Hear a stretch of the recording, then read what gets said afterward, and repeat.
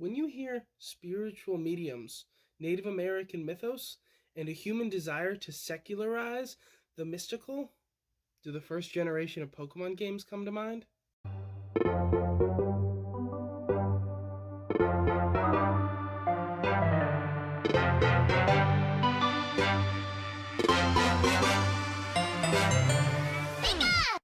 Hi, I'm Justin, and I'd like to take a deep dive into how religion affects culture in the Pokemon Kanto region, and vice versa, by dissecting the traditions, beliefs, and communities of this region.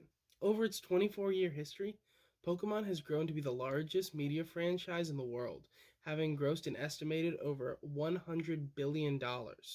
With such a successful and long-running media franchise, it's no surprise that the people running it have put a lot of effort into the lore and culture of every different Pokemon region, of which there are 8 mainline ones, starting with the first games in Kanto. As a fan of Pokemon myself, I was always really interested in what kind of belief systems might take place in the different Pokemon regions. But when I Googled it, I didn't see individual regions with different belief systems. I found an ultra connected web of every god in the Pokemon universe, usually legendary Pokemon, and complex creation stories that include different, sometimes conflicting faiths for the different regions. But to put it simply, that's just not how religion works. There are lots of different societies in the world, both ancient and modern, with lots of different beliefs and traditions. I wouldn't want to go around trying to find where the Norse god Loki, the Hindu god Vishnu, and the Mayan god Chak all fit into some grand cosmic story. Unless maybe you practice Jainism, in which Anekantavada might work this way for you. By the way, if you've never heard of that concept, I'm totally leaving a link down below for you to check it out. It's a really interesting point of their faith. Plus, this is more of a theological approach to the Pokemon universe, not a study on the world religions in them. If you don't know, the difference is theology is the study of how the universe works and functions, versus the study of world religions, which is how people interact with the world, how people interact in their religions, what kind of customs they have, what traditions do they have, and how does their religion interact with things like politics. So I thought that I would take it upon myself to do more of a study of the world religions in the Pokemon universe, starting off with the region Kanto. I wanted this video to be dissecting the religions specifically in this first Pokemon region because it's really before a lot of the lore developed in Pokemon, and the games honestly feel a little unfinished, as if they hadn't got a real handle on the world yet, but they started introducing concepts that would later grow into huge things. Now, to get a good understanding of the beliefs, traditions, and communities in the Kanto region in the Pokemon games, let's take a look at the real-life inspiration.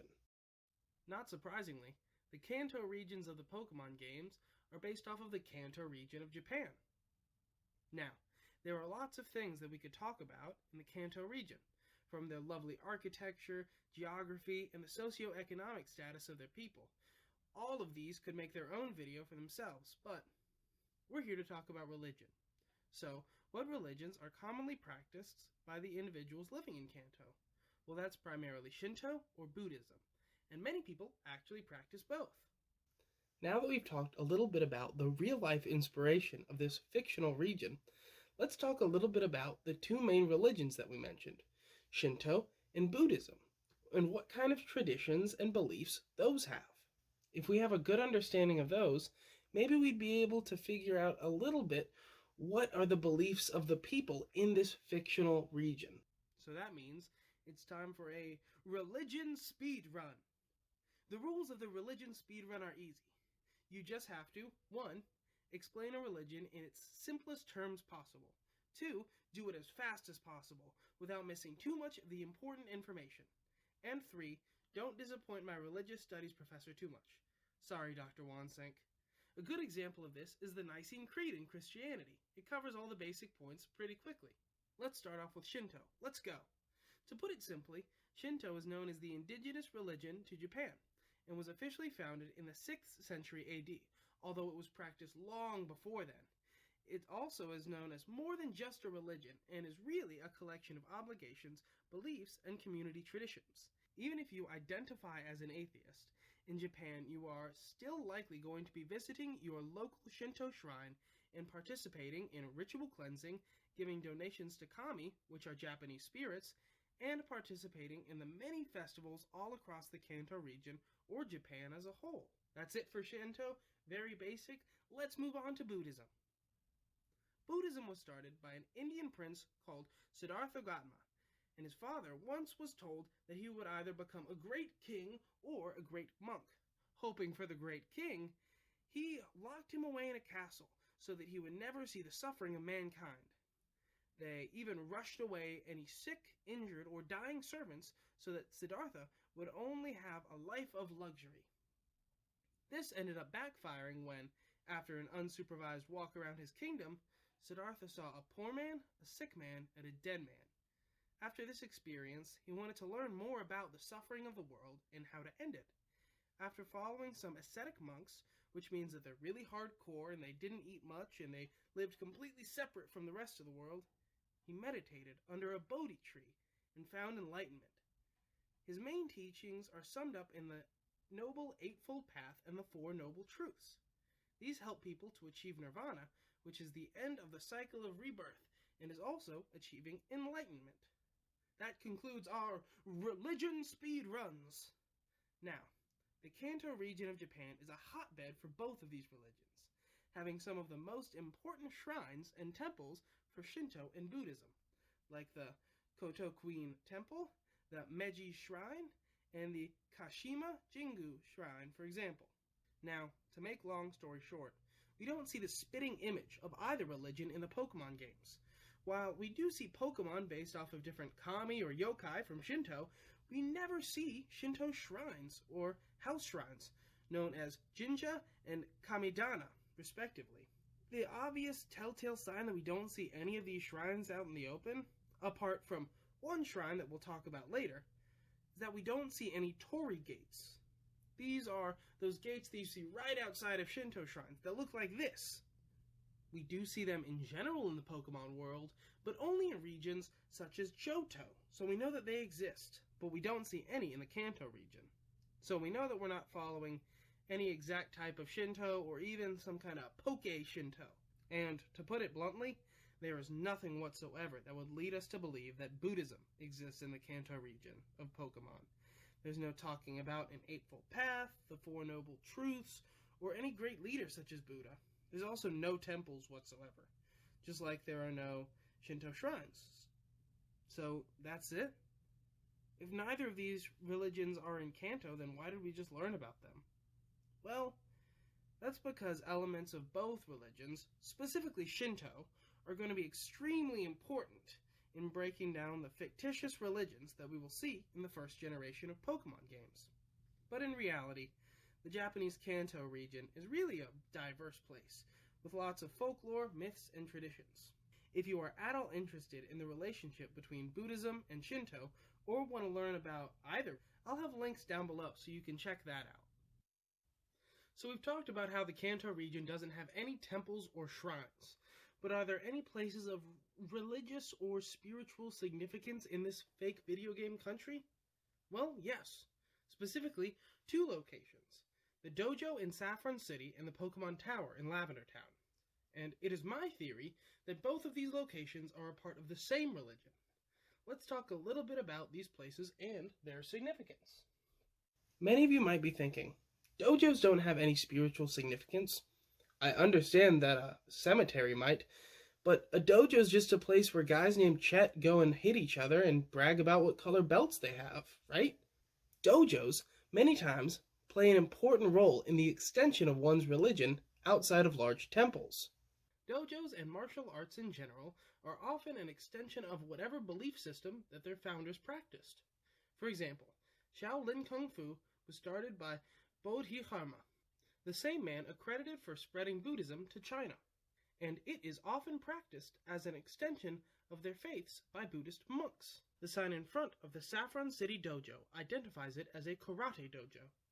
Karate is a very interesting martial art because it has been around so long that, although it is believed that Zen Buddhists were some of the first to practice it, it has become just as Shinto as it has Buddhist. Let's take a look at some of the elements in the dojo at Saffron City that might point to some type of spiritualism.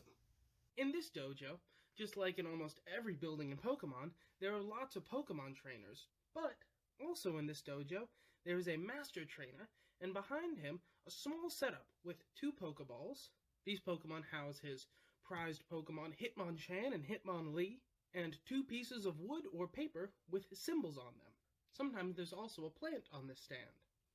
Now, this whole setup is a clear homage to the real-life showmen in many dojos.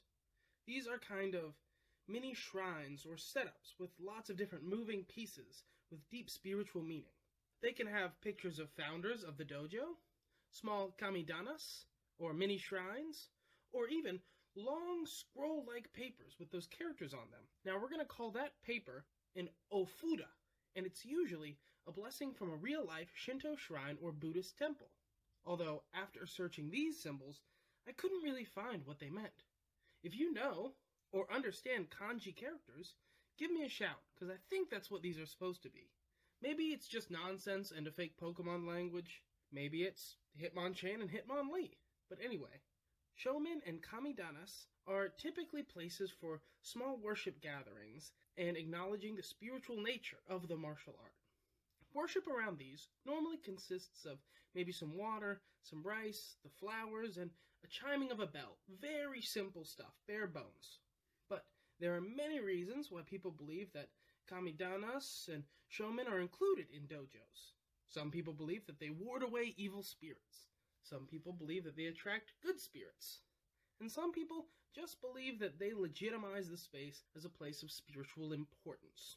But nevertheless, this shows that there's some importance to memory and sacredness of spaces associated with this dojo. And it even hints at some type of spirituality being practiced by these martial artists, who are using Pokemon battling as an extension of their spirituality, very similarly to how real martial artists practice in the real world. The second place of spiritual significance in the Kanto region is the Lavender Town Pokemon Tower. Anyone who's played the first-generation Pokemon games are more than familiar with this creepy haunted house atmosphere and this Pokemon Tower. They would also be familiar with the ghost Pokemon that inhabit this area. So is that it? Ghosts equal spirits, therefore this is religiously important? Well, that's just a very small part of the Pokemon Tower. 3 other elements that really matter when discussing the religion in the Kanto region are ritual burials, channelers, and rituals of instantaneous healings. Ritual burials have been practiced since the Neolithic era.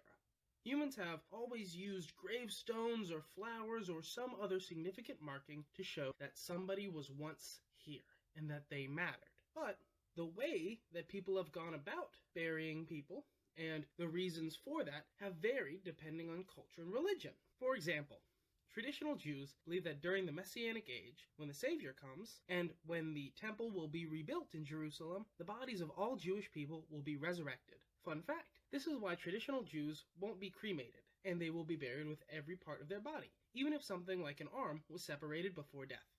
For practitioners of Shinto, the deceased are cremated and go through a meticulous process of ritual. This process, from the time of the person's death to their burial under headstones, is meant to aid the person's kami, helping it to leave this earthly realm. Even non-religious traditions include using gravestones and names on walls to remember the deceased, like very large memorials after a tragedy or war.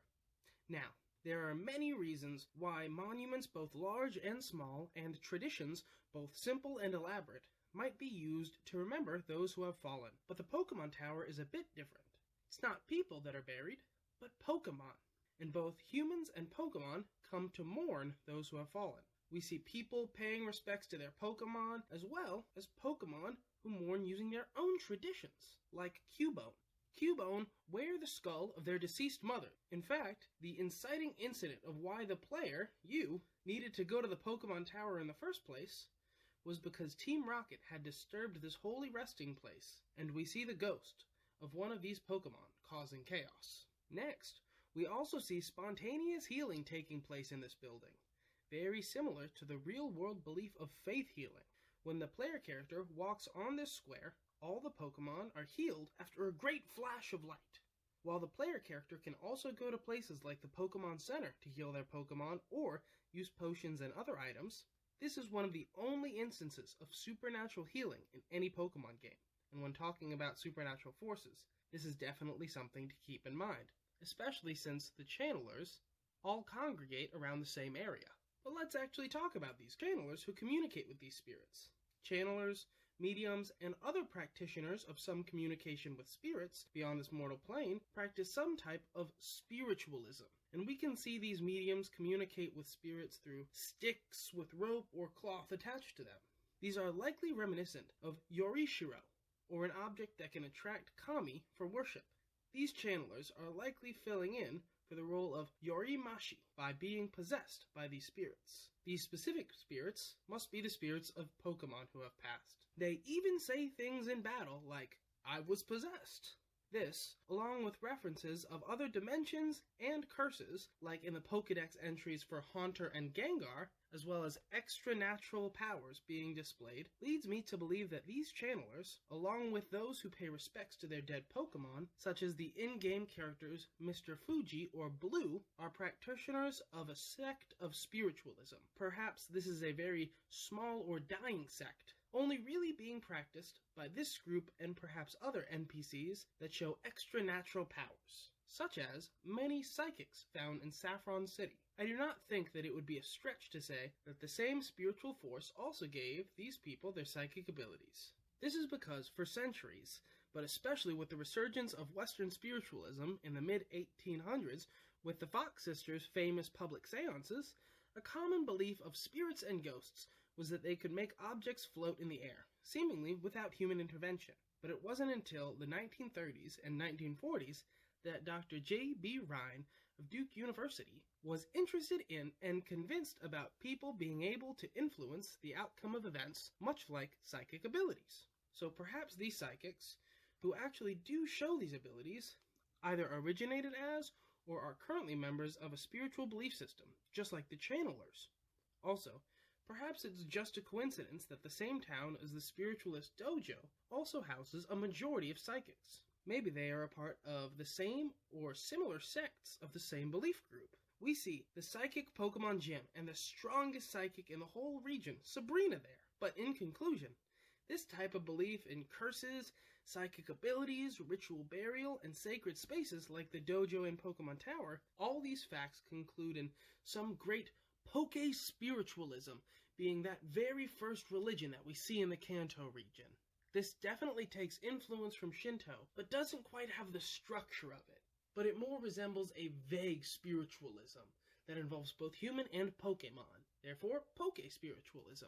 Apart from this vague spiritualism, there are definitely some legends that point to other religions being present in the Kanto region. For our second religion, we're going to be talking about avifauna polytheism.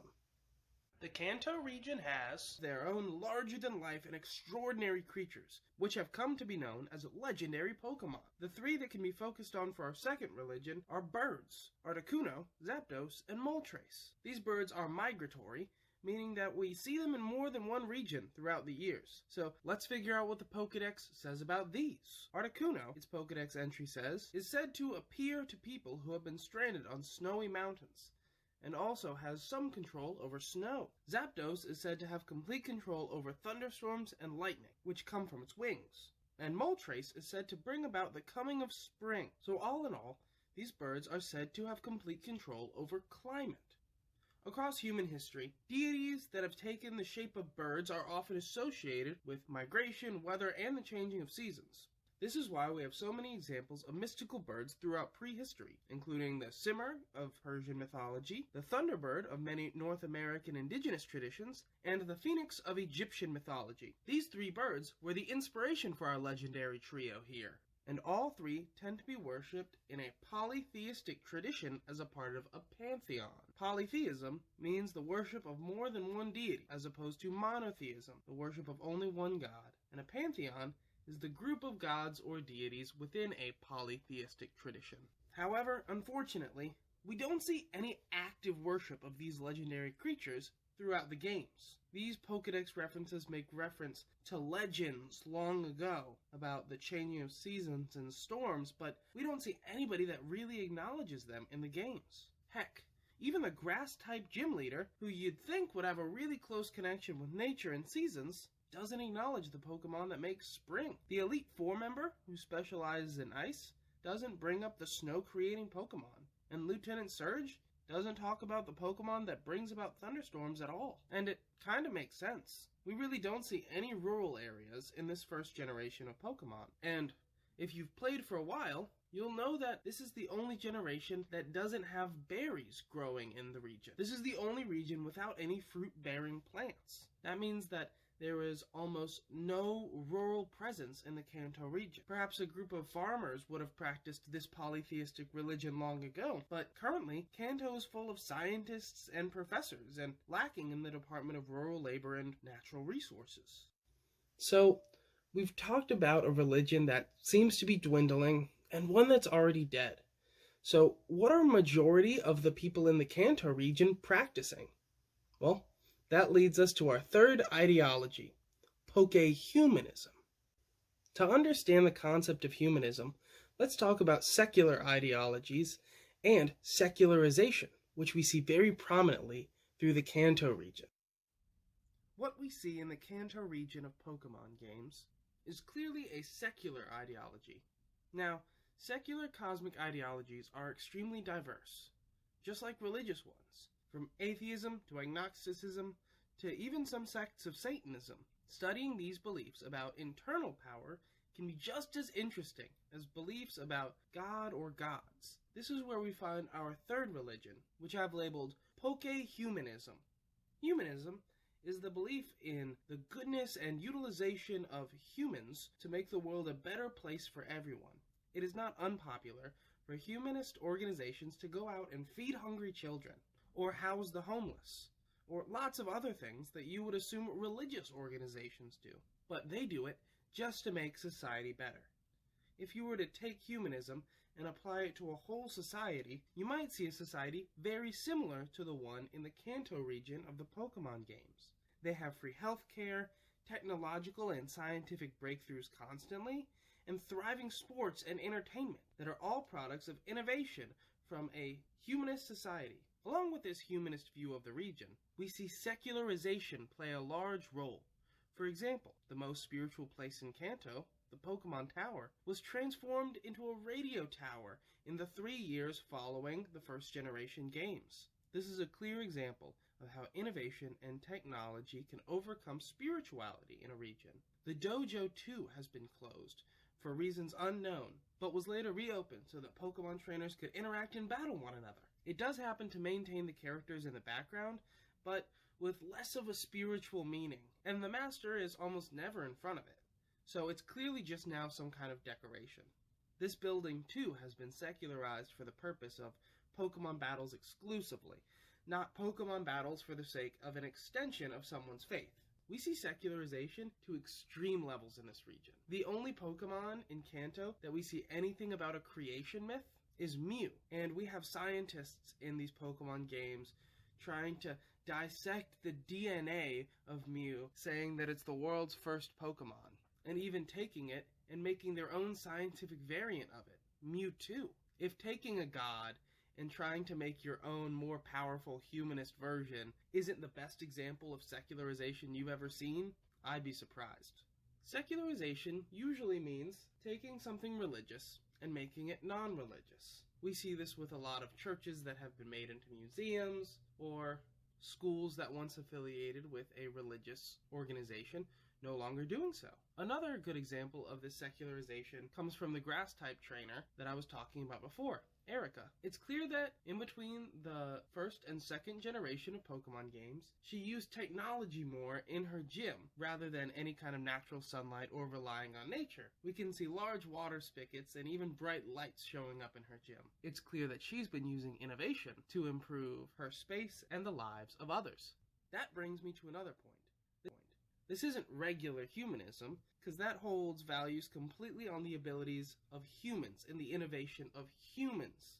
And while Kanto does this with their professors and scientists and so on, they also hold a lot of value on, guess what? Pokemon. That's why I've come to name this Poke-Humanism. Just like Poke-Spiritualism holds Pokemon at a very high value by celebrating their spiritual worth, this celebrates Pokemon for their abilities, innovation, and how they can make society better. Now, I'm not saying that no humanist would consider themselves religious. We are talking about Japan after all, and like I said, even if you identify as atheist, you might still stop at the Shinto temple. And the main byproduct of humanism is secularization. Now, secularization is not a negative thing whatsoever. When looked at from the evolution of ideologies in a civilization, it's just a thing. Just like it would be if Kanto all of a sudden switched to a belief in a monotheistic religion under the legendary Pokemon Arceus. Switching schools of thought and ideologies is something that nearly every culture has done, and we see this secularization begin to grow, and the way that the secularization is beginning to implement itself in the Kanto region is us seeing a civilization built entirely on Pokemon battles, being the very best like no one ever was with your Pokemon partners. Some have even equated this to being some type of language of battle that has taken a hold of the Kanto region, as well as others in the Pokemon world. People hold this activity in such high regard that they base their political systems, like the champions and gym leaders, their local identity, and their career paths just based on Pokemon battling. To put it simply, Pokemon battling is the new religion of Kanto. It's an extension of this ideology that you can be the best, and by being the best, we can make our society better. And if this is a new belief system with communities and ideologies and traditions, is there a prophet for this new ideology? Who is the Pokemon battling Elijah? Well, Pokemon Trainer Red. That's who you play as in the first generation of Pokemon games. And whenever you battle him in later games, he's completely silent, only speaking the language of Pokemon battles. So that's it. We have traditions, a prophet, and a thriving Poke-Humanist community. And you know what? It's kind of amazing that we see all of these different belief systems present in Kanto. And when it's all said and done, I feel that if you look at Kanto hard enough, you can see these three distinct religions present. One that's growing, one that's dying, and one that's already dead. But hey, this is just the tip of the iceberg. If you guys want to see me do other regions, please leave a comment down below and like this video. I'd really like to see some support, and if you guys want to see me do a video on the Sinnoh region, which takes a lot from monotheistic and henotheistic religions, please tell me. Or if you guys want to see me do the Johto region and just kind of go in order throughout the generations of Pokemon, that'd be awesome as well. Thanks so much, and I hope you guys have a great day.